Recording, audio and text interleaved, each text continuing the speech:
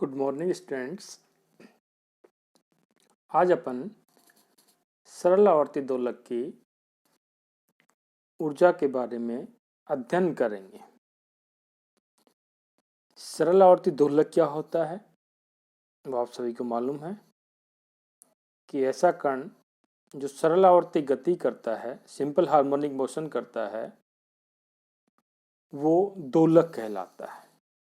इसीलिए अपन यहाँ पे सरल आवर्ती दोलक की ऊर्जा ज्ञात कर रहे हैं। ऐसा लिखा हुआ है कि सरल आवर्ती दोलक। अपन कंसीडर करते हैं कि दोलक, मैं कण बोलूं या दोलक बोलूं एक ही बात है, क्योंकि सिंपल हार्मोनिक मोशन ले रहे हैं तो कण को दोलक कह सकते हैं। दोलनी गति से संबंधित है। माना कि कोई दोलक है जिसका द्रव्यमान स्मॉल m है तथा समय t है, -a से +a के मध्य गति करता है। निश्चित बिंदु यहाँ पे O है, जैसा आप देख रहे हैं। निश्चित बिंदु यहाँ निश्चित बिंदु O है, इसके इर्द गिर्द गति होती है, ये +a -a। जो एम्पलीट्यूड है, मैक्सिमम जो डिस्प्लेसमेंट होता है, आयाम यहाँ पे है a। पिछले लेक्चर्स में अपन देखा कि सरल आवर्त गति के विस्थापन को अपन कैसे लिख सकते हैं। विस्थापन is equal to x a sin ω0t + φ। जैसा आप यहाँ पे देख पा रहे हैं, x is equal to a sin ω0t + φ। यहाँ पर a एम्पलीट्यूड है, ω0 दोलक की स्वाभाविक आवृत्ति है, इसको नेचुरल फ्रीक्वेंसी कहते हैं। फाई यहाँ पे प्रारंभिक कला है, जहाँ से कण या दोलक गति करता है, जिस समय उसकी कला होती है उसको प्रारंभिक कला कहते हैं। सामान्यतः तौर पर ये प्रारंभिक कला 0 ली जाती है, लेकिन हो सकता है कि इसका मान दूसरा भी रहे।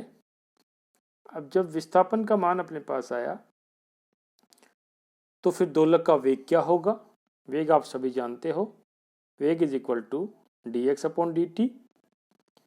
dx/dt का मतलब इसके विस्थापन का समय के सापेक्ष अवकलन करने पर, जब अवकलन अपन करेंगे तो अपने को प्राप्त होता है a ω0 cos ω0t + φ। परंतु जब अपन ने वेग का मान ज्ञात किया था, तो वेग का मान जिस समय सरल आवर्त गति के समीकरण को सोल्व किया था, उस समय वेग का मान अपने पास आया v is equal to ω0 √a² - x²। ये भी मैंने बताया काफ़ी इंपॉर्टेंट रिलेशनशिप है, जो कि एक दीर्घवृत्त का समीकरण होता है। अब इसमें आप देखिएगा, जो अपन समझाना चाह रहा हूँ आपको, कि यहाँ पर वेग is equal to this value ω0 a² - x²। दूसरा, ऊपर वाले समीकरण में जो अपन देख रहे हैं, v is equal to a ω0 cos ω0t + φ। अगर यहाँ पे x की जगह अपन a sin ω0t + φ रख दें तो वेग का मान ये प्राप्त होगा a ω0 cos ω0t + φ।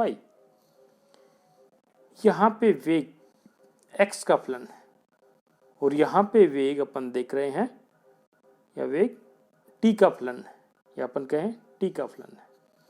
ये x का फलन है, ये t का फलन है।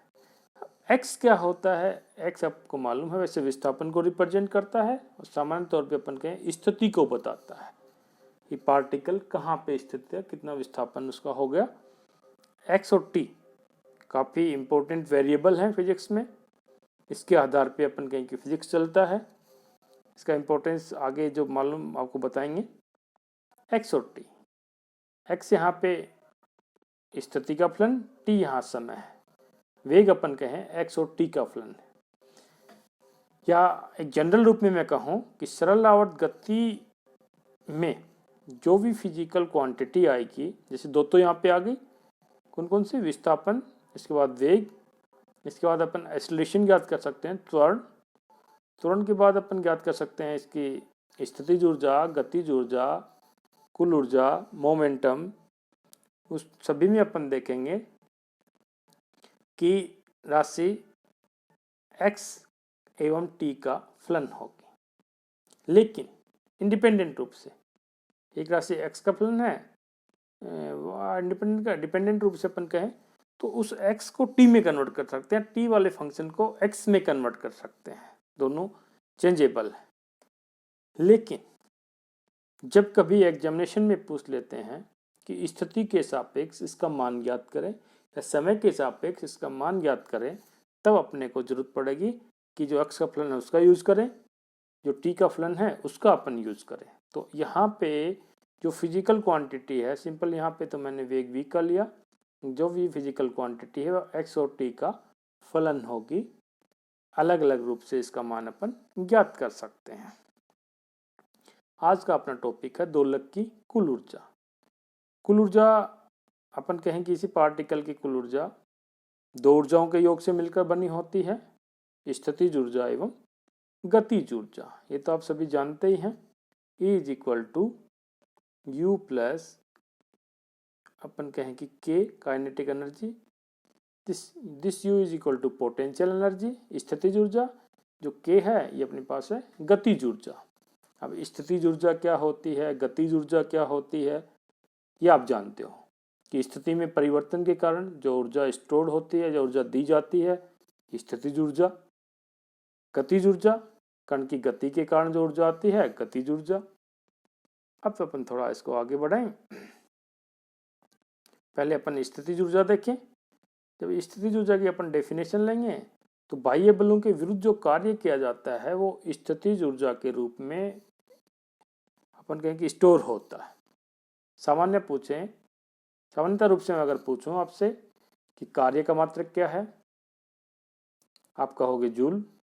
ऊर्जा का मात्रक क्या है, जूल। दोनों का मात्रक एक समान है, हो भी ये एक दूसरे कार्य ऊर्जा का रूप है, ऊर्जा कार्य का रूप है। ये कहना भी उचित रहेगा कि जो कार्य किया जाता है उस कार्य किस फॉर्म में, उस कार्य को अपन ऊर्जा की फॉर्म में रखते हैं कि कितनी ऊर्जा उसमें से खर्च हुई या कितनी ऊर्जा अपने को देनी पड़ी। तो कार्य ऊर्जा का मात्रक सेम है। इसको अगर समझाएं अपन तो अपन कहे ऊर्जा कार्य की फॉर्म है, जो कार्य किया जाता है ऊर्जा के रूप में आता है। यहाँ पे अपन देखें कि dw का मान आपको मालूम, यहाँ पे सरलावर्त गति लेके चल रहे हैं तो बाह्य बलों के विरुद्ध जो कार्य किया जाता है और सरलावर्त गति में जो बल लगता है वो प्रत्यानयन बल होता है। तो यहाँ पे कहें W वर्क आपको मालूम है, बल गुना विस्थापन होता है F/dx। माना कि कण को 0 से x पे अगर अपन लेके जाएं उसमें उसका विस्थापन dx हो, तो ये अपने पास इस फॉर्मूले से ही आया। या इसको अपन ऐसे लिख सकते हैं क्योंकि f की जगह अपन क्या रख दिया यहाँ पे माइनस की x, माइनस पहले से है, माइनस माइनस क्या हुआ प्लस, 0 से x इंटीग्रेशन kx dx। इसका जब अपन इंटीग्रेशन करेंगे तो आपको मैं बताना चाहूँगा कि आप लोगों को सभी को इंटीग्रेशन और डिफ्रेंशिएशन आने चाहिए। के तो यहाँ कांस्टेंट है जिसको बल नियतांक कहते हैं। x dx का समाकलन क्या होगा x²/2, लेकिन लिमिट अपने पास 0 से x ही है तो u is equal to half k x²। तो स्थितिज ऊर्जा का मान क्या होता है, हाफ के x²। सरलावर्त गति केसेस में, यानी कि अगर ऐसे अपने पास स्थितिज ऊर्जा है इसका मतलब कण की गति सरलावर्त गति होती है। u is equal to half k x²। x यहाँ पे क्या है, दोलक का विस्थापन या कण का विस्थापन। अब अपन चर्चा करें, थोड़ा जो मैं बताना चाह रहा था आपको, हाँ दिस इज राइट, कि कुल जो ऊर्जा है ई टोटल जो अपन देते हैं वो ई के जो यहाँ पे मैंने दर्शाया, ई के यहाँ पे रिप्रेजेंट करता है kinetic energy plus you potential energy. कुल ऊर्जा स्थितिज ऊर्जा एवं गतिज ऊर्जा के योग के समान होती है। लेकिन जब इसकी माध्य ऊर्जा ज्ञात करेंगे, माध्य यानी कि औसत मान जब ज्ञात करेंगे तो कैसे ज्ञात करेंगे, यहाँ पे मैंने पहले बताया कि जो फिजिकल क्वांटिटी सरलावर्त गति में आती है वो x का फलन भी होती है और समय का फलन भी होती है। अब ये पूछ लिया एग्जामिनेशन में कि स्थिति के सापेक्ष गतिज ऊर्जा का मान ज्ञात करो या स्थिति के सापेक्ष स्थितिज ऊर्जा का मध्य मान ज्ञात करो। मध्य की बात कर रहे हैं, एवरेज की बात कर रहे हैं। एवरेज क्या होता है वो आप सभी को आता ही है। एवरेज अपन कहते हैं कि कुल योग और अपन कुल संख्या जो आप मान निकालते हैं औसत। लेकिन यहाँ पे जब अपन समय के रेस्पेक्ट में जब स्थिति ऊर्जा का मान मध्य मान ज्ञात करते हैं, जो सिंबल मैंने बना रखे हैं यहाँ पे एरो का सिंबल, ये तो सिंपल किसको रिप्रेजेंट करता है, एवरेज के मान को या मध्य मान को। टी यहाँ पे रिप्रेजेंट करता है समय के सापेक्ष। पहले समय के सापेक्ष देख लेते हैं। तो समय के सापेक्ष इसका मध्य मान क्या हो गया, इसका औसत क्या होगा, तो इसको आगे अपन देखें। ये फॉर्मूला में लिखा यू माना कि किसी समय टी के ऊपर दोलक की स्थितिज ऊर्जा है, दिस यू। और dt समय में दोलक की स्थितिज ऊर्जा कितनी होगी, यू dt समय में। अपन तो एक पूर्ण कंप्लीट की बात करेंगे, एक पूर्ण आवर्तकाल की बात करेंगे कि कण ने जहाँ से गति स्टार्ट की और लौट कर पुनः उसी स्थान पर आ गया, उसकी अपन बात कर रहे हैं। टोटल एक केस लेके चल रहे हैं। तो उस केसेस में जो इसका कुल स्थितिज ऊर्जा कितनी होगी, तो इसका इंटीग्रेशन कर दें। इंटीग्रेशन अपन ने किया 0 से लेकर t तक कर दिया, कुल स्थितिज ऊर्जा आ गई। लेकिन उसमें कुल समय कितना खर्च हुआ, तो dt का इंटीग्रेशन 0 से t तक किया। इसको आगे अपन देखें तो ये as it is U dt यानी कि कुल समय अपने पास है t, तो 1/t 0 से t यू dt। ये एक फॉर्मूला है जिसका यूज अपन आगे करेंगे। इंपॉर्टेंट फॉर्मूला कि समय के सापेक्ष स्थितिज ऊर्जा का मान क्या होगा। इसी प्रकार से स्थिति के सापेक्ष क्या होगा वो भी अपन ऐसे ज्ञात कर रहे हैं। यहाँ पे अपन देखेंगे, यहाँ पे u किसी स्थिति x के ऊपर स्थितिज ऊर्जा है, ये मान के चल रहे हैं। दिस u किसी स्थिति x पर कण की या दोलक की स्थितिज ऊर्जा है, और dx दूरी पर उसकी कुल स्थितिज ऊर्जा कितनी हो गई, u dx। फिर 0 से a तक कितनी होगी, इसका इंटीग्रेशन कर दिया। तो कुल डिस्टेंस कितनी कवर की गई, वो अपने पास a आता है, 1/a से डिवाइड कर दिया, एवरेज आ गया। अब यहाँ आप कहोगे कि वहाँ पे अपन ने t लिया, यहाँ पे a लिया, तो सिमेट्रिक रूप से अगर अपन देखें ऊपर वाले ग्राफ को, इस प्रकार से मैंने ग्राफ बनाया था, ग्राफ नहीं सॉरी ये वाला डायग्राम बनाया था। ये मैंने लिखा 0, ये +a, ये लिखा -a। ये सिमेट्रिक 0 से लेकर a तक। फिर a से 0 आ जाए तो भी वही बात है, फिर 0 से -a जाए वो बात है, फिर वापस आ जाए। तो यहाँ सिमेट्रिक होने के कारण अपन 0 से a लिया तो डिस्टेंस अपने पास a है। सिमेट्रिकल केसेज है तो अपन कर सकते हैं। अदरवाइज तो यहाँ भी अपने को एक पूर्ण कंप्लीट जो अपने पास होता है जिसमें 2a डिस्टेंस कवर होगी वो लेना होता, अपन के एक वेवलेंथ के मान के बराबर डिस्टेंस लेनी होती।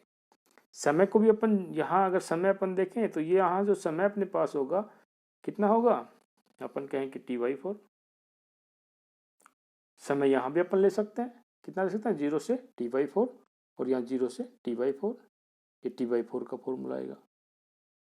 लेकिन अपन सिमेट्रिक और इजीली रूप से अपन देखें अपने पास इजी क्या रहेगा, तो यहाँ पे अपन ने ये फॉर्मूला लिया 1/t 0 से t u dt, और यहाँ पे अपन ने 1/a 0 से a u dx। ओके, ये फॉर्मूला लिया। इसी प्रकार से गतिज ऊर्जा के भी फॉर्मूले होंगे। पोटेंशियल एनर्जी की जगह ओनली गतिज ऊर्जा आ जाएगी। उस गतिज ऊर्जा का मान स्थिति के सापेक्ष भी ज्ञात कर सकते हैं और समय के सापेक्ष भी उसका मध्य मान ज्ञात करते हैं। एग्जामिनेशन में क्वेश्चन आता है कि स्थिति के सापेक्ष गतिज ऊर्जा का मान ज्ञात करो या स्थितिज ऊर्जा का मान ज्ञात करो तथा उनमें रिलेशनशिप ज्ञात करो, तो अपने ये फॉर्मूला काम में आएंगे। ये जो टॉपिक अपने यहाँ पे लिया था इसमें तो ये बता रहे हैं पोटेंशियल एनर्जी अपने पास हाफ kx² आई।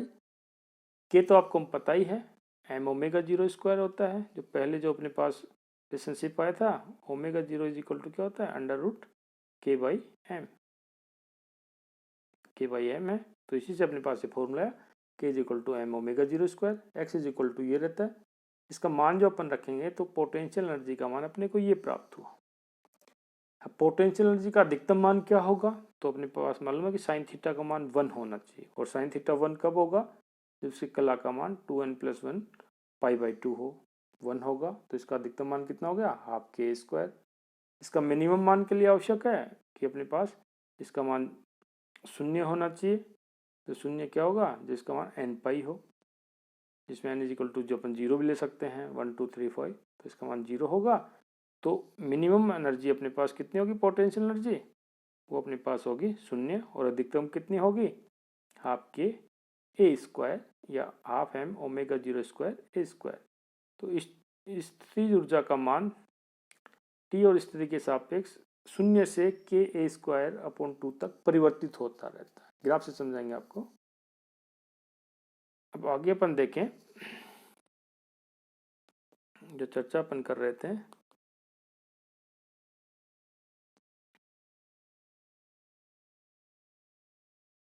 हाँ दैट्स ऑल। अब अपन मान निकालते हैं पोटेंशियल एनर्जी का मान समय के रेस्पेक्ट में, average value of T. Formula अपन ने ये लगाया यू डी टी 0 से टी।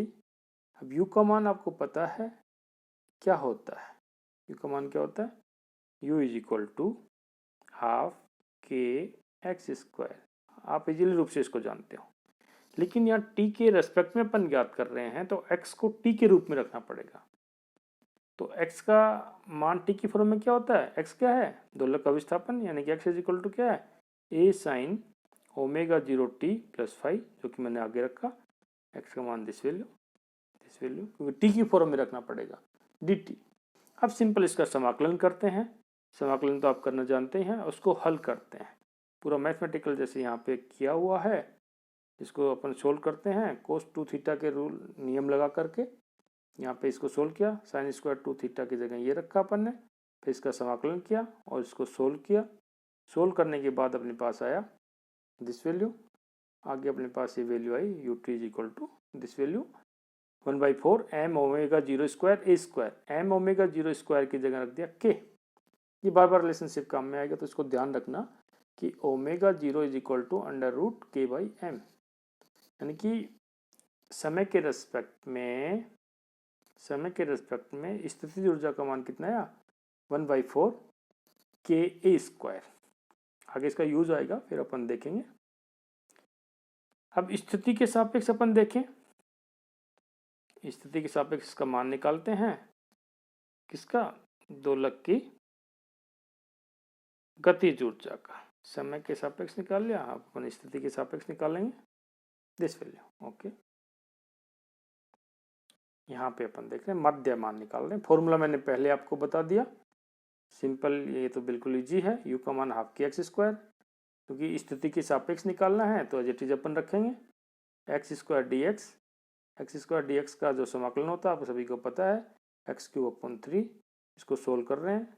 सोल्व करने के बाद अपने पास रिलेशनशिप आया U a is equal to 1/6 k a square, या के का मान m omega 0 square a square by 6, या अपन कहें के स्क्वायर बाई 6।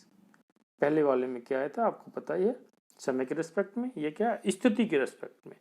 अब क्या कंप्लीट होगा, स्थिति ऊर्जा का मान पूरा हुआ। अब किसका मान ज्ञात करेंगे, गतिज ऊर्जा का।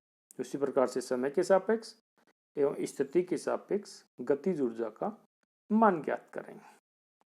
अब चूंकि गतिज ऊर्जा क्या होती है, फॉर्मूला तो आप सभी को आता है, E K is equal to half M we square गतिज ऊर्जा।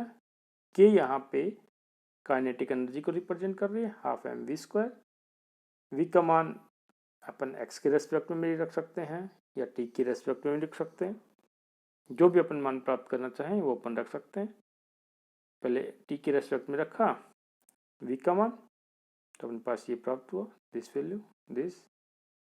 अब इसका मान भी अपन देखें कि अधिकतम और न्यूनतम अपन देखें तो इसका अधिकतम और न्यूनतम मान कोस थीटा के ऊपर डिपेंड करेगा। जब कोस थीटा का मान अपने पास कहें कि 1 है तो अधिकतम मान होगा, कोस थीटा का मान जब अपने पास 0 है तो उसका मान न्यूनतम होगा। तो अधिकतम मान अपने पास आया half m a square omega 0 square. जो कंडीशन अपन लगाएंगे जो दी हुई है, इसमें अपने पास जो वैल्यू आई ए के मिनिमम में अपने पास है 0, तो इसका मान भी 0 से लेकर के हाफ के ए स्क्वायर के मध्य चेंज होता रहता है। जिस प्रकार से स्थितिज ऊर्जा का चेंज हुआ उसी प्रकार से गतिज ऊर्जा का मान भी 0 से लेके हाफ के ए स्क्वायर के मध्य चेंज हो रहता है। ए के मिनिमम इतनी है और मैक्सिमम अपने पास this value. M omega 0 square की जगह अपन क्या रख सकते हैं, के। नेक्स्ट अपन देखें कि समय के रेस्पेक्ट में गतिज ऊर्जा का मान कैसे निकालेंगे। फर्स्ट दिस फॉर्मूला आपको याद है, फॉर्मूला अपन लगाया 1/t इंटीग्रेशन 0 से t e के dt। ई के की जगह हाफ एम वी स्क्वायर, जो पहले अपन निकाला टी के रेस्पेक्ट में लिखना पड़ेगा, तो अपने पास ये दिस वैल्यू ये रख दी। अब सिंपल क्या है, इंटीग्रेशन है। ये वाली राशि तो अपने पास क्या है, कांस्टेंट है, दिस वैल्यू तो कांस्टेंट, इसको बाहर ले लेंगे। कोस स्क्वायर थीटा, तो फॉर्मूला कोस टू थीटा का लगाएंगे। Cos two theta is equal to क्या होता है, cos square theta minus sine square theta. Cos की टर्म में अपन रखें, उसको सोल्व कर लेते हैं, साइन को कोस में कन्वर्ट करेंगे। आप सभी जानते हो, पहले किया हुआ आपका, ऐसे इंटीग्रेशन किए हुए होंगे। इसको सोल्व करेंगे, पूरा मैथमेटिकल है। सोल्व करने के बाद लास्ट में अपने पास आता है ई के टी, यानी कि समय के रेस्पेक्ट में वैल्यू कितनी आई, हाफ के ए स्क्वायर, समय के रेस्पेक्ट में गतिज ऊर्जा। अब अपन क्या ज्ञात करेंगे, समय के स्थिति के रेस्पेक्ट में गतिज ऊर्जा, स्थिति के रेस्पेक्ट में गतिज ऊर्जा। फॉर्मूला अपने पास यही है। अब यहाँ के ई के अपने पास क्या है, half M we square. Half E K का मान जो अपन रखेंगे यहाँ पे, गतिज ऊर्जा का मान half M we square. V की जगह आपको मालूम है अपने पास क्या आया था, अंडर रूट ए स्क्वायर माइनस एक्स स्क्वायर, जो पहले अपन निकाला एम पहले वाले फॉर्मूले से। क्योंकि एक्स के रेस्पेक्ट में ज्ञात करना है, तो ये वाला फॉर्मूला अपन लगाएंगे। यहाँ पे वैल्यू रखी, ये वैल्यू रखने के बाद अपने पास ये वैल्यू आई। इसको अपन ने सोल्व किया। सोल्व करने के बाद अपने पास आया 1/3 के स्क्वायर। ये अपन कहें दिस वैल्यू। पोटेंशियल एनर्जी का मान अपने पास, सॉरी गतिज ऊर्जा का मान स्थिति के रेस्पेक्ट में 1/3 के ए स्क्वायर है। अब अपने को यहाँ पे चार संबंध प्राप्त हुए हैं। एक हुआ है समय के सापेक्ष स्थितिज ऊर्जा का मान, दूसरा अपने पास हुआ है स्थिति के सापेक्ष स्थितिज ऊर्जा का मान, तीसरा अपने को प्राप्त हुआ है समय के सापेक्ष गतिज ऊर्जा का मान, चौथा अपने को प्राप्त हुआ स्थिति के सापेक्ष गतिज ऊर्जा का मान।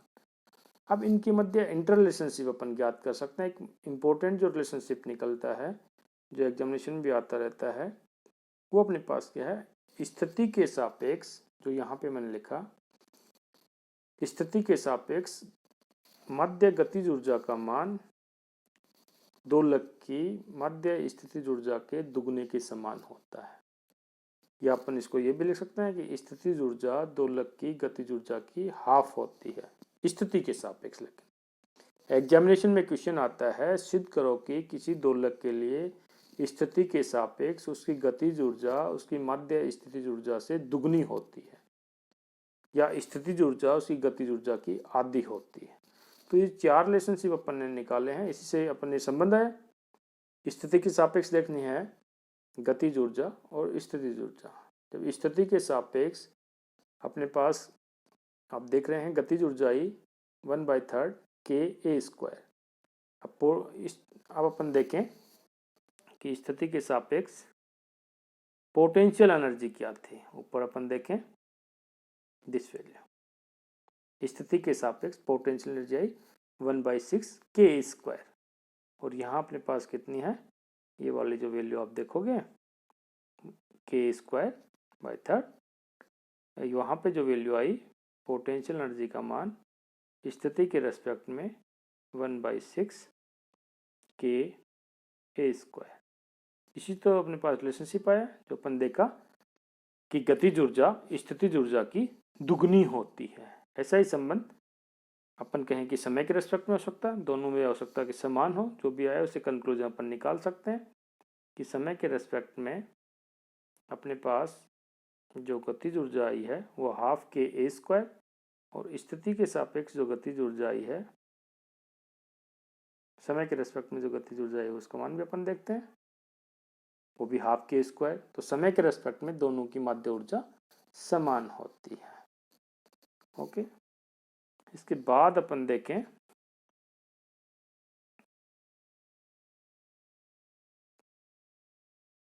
कुल ऊर्जा मान अपन ज्ञात करेंगे। काफी इंपॉर्टेंट टॉपिक है, ये तो अपन कर चुके हैं, ये भी कर चुके हैं। नेक्स्ट अपन लेके चले कुल ऊर्जा। कुल ऊर्जा वही अपन संबंध क्या है, गतिज ऊर्जा प्लस स्थितिज ऊर्जा, half M we square plus half के एक्स स्क्वायर। सामान्य रूप से करें, v का मान अपन रखें और x का मान रखें। v का मान आपको पता है, x का मान पता है, ओनली x का मान आप याद रखो, v का ऑटोमेटिक अपन निकाल सकते हैं समय के रेस्पेक्ट में। v इज इक्वल टू क्या होता है, dx अपॉन dt, और x इज इक्वल टू क्या होता है, a sin omega 0t plus five. दोनों को अपन निकालेंगे तो कोस स्क्वायर थीटा है, साइन स्क्वायर थीटा है। जो कॉमन आ रहा है क्या, half M omega 0 square common है, तो ब्रैकेट में बचा cos square plus sine square theta, जिसका मान 1 होता है। तो कुल ऊर्जा अपने पास आई half M omega 0 square a square. M omega 0 square आपको पता है के का मान है, या अपन के कुल ऊर्जा आई हाफ के ए स्क्वायर की। टोटल जो अपने पास आई वो अपने पास आई हाफ के ए स्क्वायर। क्लियर। अब हाफ के स्क्वायर जो आती है तो कांस्टेंट क्वांटिटी है। यहाँ पे आप देखिएगा M constant, omega 0 constant, A constant नियत है, तो कुल ऊर्जा नियत होती है। एग्जामिनेशन में भी क्वेश्चन आता है, सिद्ध करो कि दोलक की कुल ऊर्जा नियत होती है। तो आपको इस प्रकार से सिद्ध करना पड़ेगा। एक्स के रेस्पेक्ट में भी इसकी कुल ऊर्जा ज्ञात कर सकते हैं। और मध्य ऊर्जा जो अपन निकाल रहे हैं स्थिति के सापेक्ष अपन निकालेंगे तो दोनों में स्थिति वाला केस लगेगा। जब समय के सापेक्ष अपन निकालेंगे तो दोनों में समय के सापेक्ष लगेगा। लेकिन दोनों को जो अपन जोड़ेंगे तो वहां पर भी एवरेज एनर्जी का मान कितना, टोटल एनर्जी का मान कितना आएगा, half M omega 0 square a square. अपने को पता है एक में आई थी 1/3 के ए स्क्वायर और दूसरे में आई थी स्थिति के सापेक्ष 1/6 के ए स्क्वायर। दोनों को जब करेंगे तो अपने पास आएगा हाफ के ए स्क्वायर। दोनों को जोड़ेंगे तो इनको, तो कुल ऊर्जा नियत रहती है। This is also important. सिद्ध करो कि किसी दोलक की कुल ऊर्जा नियत होती है, तो आपको इस प्रकार से करना पड़ेगा। ये ग्राफ काफ़ी इम्पोर्टेंट है जो मैं यहाँ पे प्लॉट कर रहा हूँ, इसको आप देखिएगा। यहाँ पे समय लिया और वाई एक्सिस पे अपन के ऊर्जा। फर्स्ट अपन माने कि स्थितिज ऊर्जा देखें। स्थितिज ऊर्जा का ग्राफ कौन सा है इसमें, डॉटेड वाला है, क्योंकि t इज इक्वल टू 0 पे या x इज इक्वल टू 0 अपन लेके चलें, जिसमें हाफ के एक्स स्क्वायर रहता है, तो यहाँ पे अपने पास 0 मान है। या अपन कहें कि x का मान a साइन ओमेगा 0 t पर लेके चलें, तो साइन की जो फॉर्म होती है जो आप देख रहे हैं, साइन की फॉर्म, दिस फॉर्म, ये किसका है, स्थितिज ऊर्जा का। और गतिज ऊर्जा में क्या है, हाफ एम वी स्क्वायर, यानी कि v का मान जब रखते हैं तो कोस की फॉर्म में आता है, तो एक कोस की फॉर्म में अपने पास क्या हुई, गतिज ऊर्जा का मान। देखिए इंपॉर्टेंट इसमें आप जो देख रहे हैं, जब स्थितिज ऊर्जा का मान यहाँ पे अधिकतम है तो गतिज ऊर्जा का मान न्यूनतम। जब स्थितिज ऊर्जा का मान यहाँ पे न्यूनतम है तो गतिज ऊर्जा का मान अधिकतम। और अधिकतम कितना जा सकता है, हाफ के स्क्वायर के बराबर। और कुल ऊर्जा अपने पास ये होती है, दिस वैल्यू, वो कितनी थी, हाफ के ए स्क्वायर। मैक्सिमम इसको 1 माना तो 1 से अधिक नहीं जाएगी। टोटल जो अपने पास है वो इस प्रकार से आएगी। तो ग्राफ को इस प्रकार से शो कर सकते हैं। कुल ऊर्जा ऊपर ऊपर दर्शाई और अपने पास पीक फॉर्म में, या अपन कहें कि जो पैराबोलिक फॉर्म अपने पास आ रही है, इसको अपन इस प्रकार से कर सकते हैं। U is equal to half के एक्स स्क्वायर पैराबोलिक ग्राफ है। इसी प्रकार से हाफ एम वी स्क्वायर ये पैराबोलिक ग्राफ है, पैराबोली आएगी, पैराबोलिक ग्राफ होगा, इन कुल ऊर्जा अपने पास नियत रहेगी। Thank you. नेक्स्ट लेक्चर में फिर अपन चर्चा करते हैं, तब तक के लिए थैंक यू।